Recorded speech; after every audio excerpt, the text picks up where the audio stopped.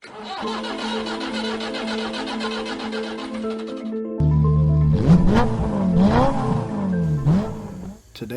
we're going to take out the differential here and stuff it with some silicone earplugs. Check it out. Alright, so in order to do this you have to remove a bunch of screws. So starting with the ones on the top, then the ones below it. I'm trying to get in here to show you. And they come out the other side there. And then there's some underneath here. And then you also have to loosen the entire differential housing, get it to pop up. And then of course there's others here on the side here that are really long that you got to pull the casing apart. But before that you got to get to this little square piece down here. There's a couple screws behind there, as well as some hinge pins that you have to take out in order to access all this. So basically you just got to look around, make sure you're not missing anything. I could be missing something myself. Every model could be a little different, so just check it out. There could be some hidden. Alright, so once again we're just going to loosen the bottom of the housing here. We're just trying to get access to it, and we don't want to completely take them off because we need to just move it around. We do need to take these two out.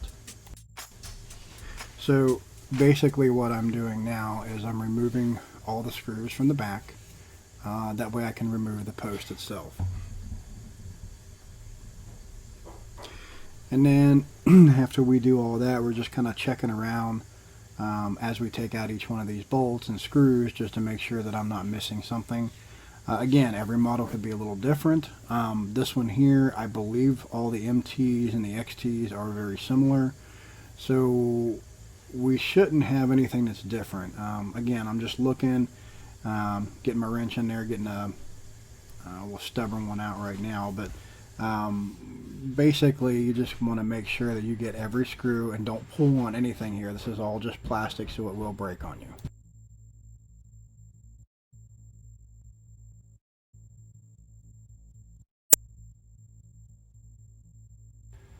Now it looks like we just have one little stubborn guy that's left here. See if I can get in there to get it out. Yeah, looks like it's going to be pretty easy to come out of there. Sometimes you just kind of got to get your hands in there. You know, the way I do things is not exactly easy anyway. You're supposed to take off the entire roll cage. You might even supposed to be able to take off the tower and everything on the back. I don't do any of that crap. It's all about whatever is easiest and makes sense for me. So if it makes sense another way for you guys, I understand. Now we're going to remove these two screws here. They're pretty long, so just keep that in mind.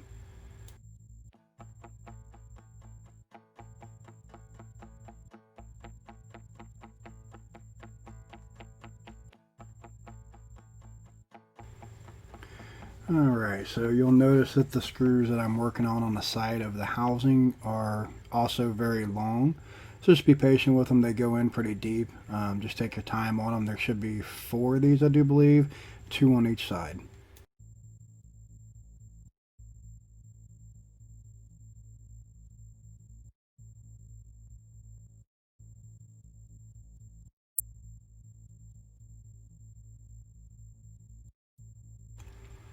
Now this is a little bit of a correction. On the bottom of the differential housing, the 2 in the very back closest to the bumper, you do have to remove those in order to get the back portion of the casing off. So once you do that, bam, pops right out. Easy peasy. It's got the little groove that sits in there on the chassis along with the 2 screw holes. So now your differential come right out of there. So bam, easy. You take your dog bones off and now you're set to work on the differential itself. Okay.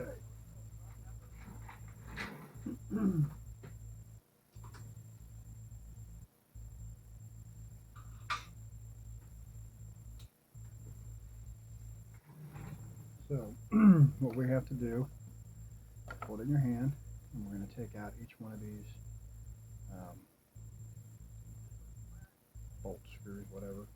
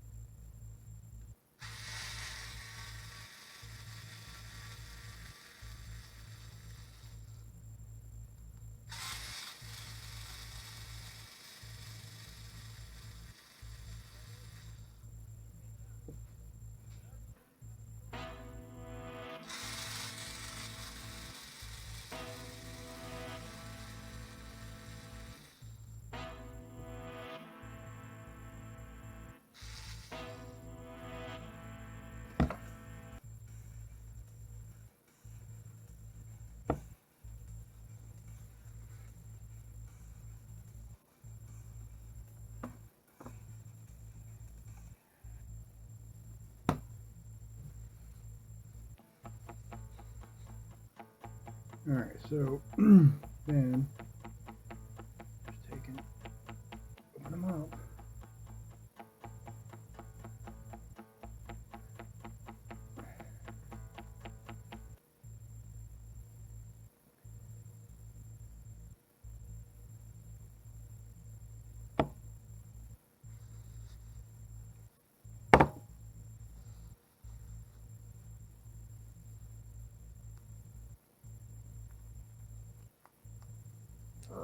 Okay.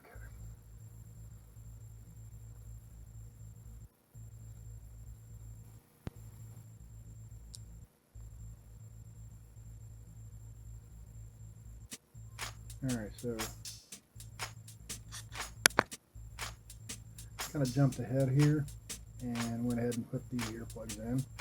As you can see, I just basically stuffed them in there. I got 3 of them stuffed inside here. The fluid had failed in here, so it was time to replace it anyway.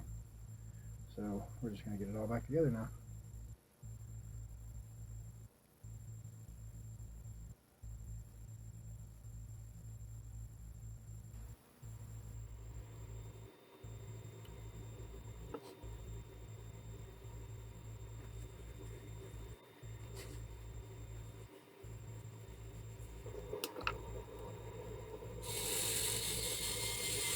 When you put these together, you just try to get them snug, and then you can go around them after you snug them up.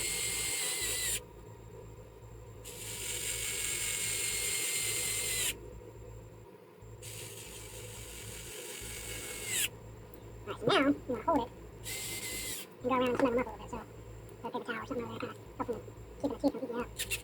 Alright? That's pretty much what you want to do. You want to set it down, make sure it's level. You don't have one side too high, more than the other anyway. That's pretty much it besides the general cleaning. I'm not changing these bearings because they're still very good, so now we're just going to go back and check. Alright, so when you put this back in, you'll notice that it's very tight. You have to put the dog bones on first on the differential, kind of get it lined up a little bit. In this particular differential, the ring gear, or whatever they call that, goes on your left side. And you'll notice the bearings have a little notch that they slide into. It's going to be very, very tight because Redcat does not use shims. I don't know if they use it in any of their models. Every one that I've ever had, they don't have shims in them. So maybe it's a company thing, maybe it's not. But once you get it in there, you'll see that the housing just pops right back on there. You basically got to lift up the entire rear to get it to slide back in place. Again, it has a little notch on there that sits on the chassis itself. So once you get everything lined up, it just pops right in place and you can start reassembling.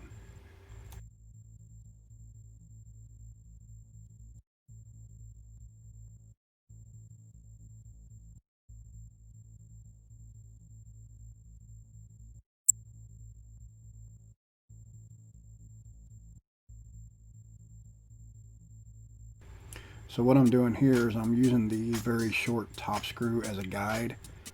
Basically, you just screw it in there and it kind of helps hold it together as I pop in the bottom part here. Seems to work out good for me. Again, everybody has their own techniques. This is mine. Hopefully it helps somebody out. As you can see, you give it a couple little taps on it there and it'll kind of just fall right in place. As long as you have everything held there, it'll go right where it needs to. So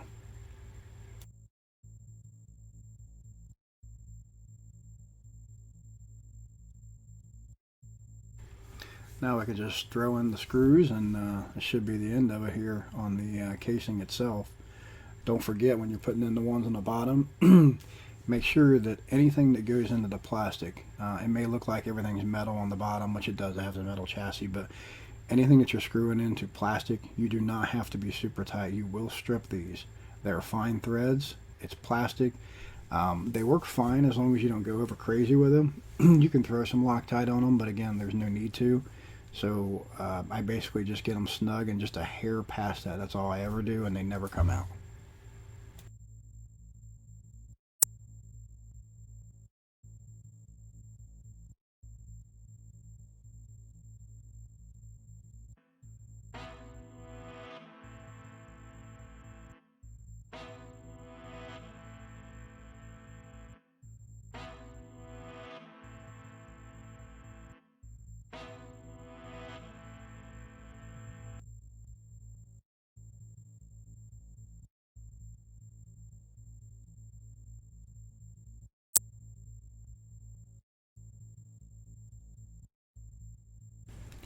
So right here, I am screwing in the bottom screws on the bottom of the differential casing.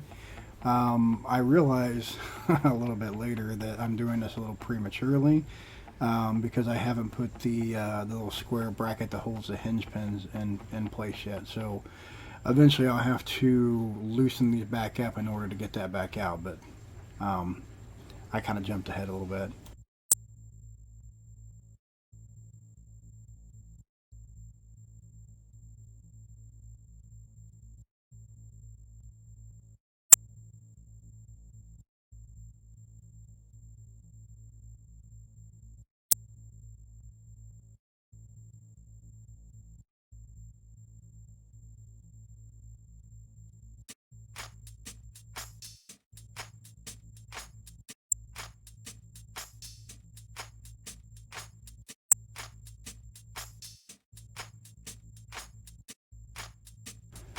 Right here is what I was talking about. I realized that I had tightened up the bottom screws, and I should have waited a little bit. I should have just kind of put them in there and left them hanging kind of loose, because now I have to actually loosen everything back up. You'll see here in just 1 second. So I have the metal portion of this done, and here I am actually loosening the bottom so I can actually lift it up a little bit, because the hinge pin cover has these two little knobs that sit in the chassis, in the little holes that are designed for it.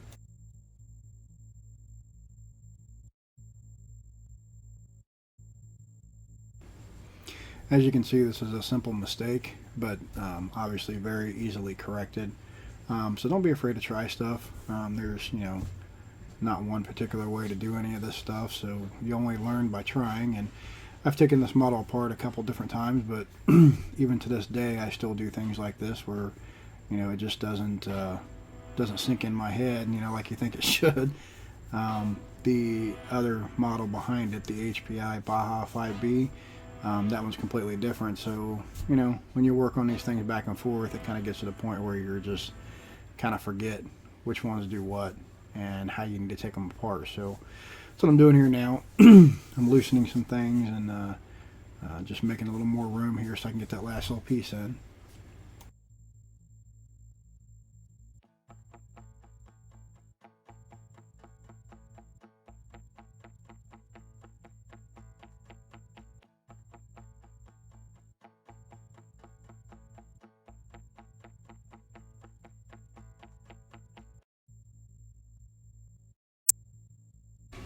Here I discover a little bit of a rounding issue on the inside portion of the rim. Okay, so we had to change out the, I don't know what you call that, the end piece over there for the hex.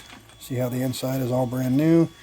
I went ahead and matched it up on both sides. That way we can kind of just beef it up because it's a little bit wider, and I think it's going to give it better support. And not only that, the other one was rounding off. As you can see inside the rim, it was rounding just a little bit. So we're going to kind of play with it for a little bit while we work on getting another rim.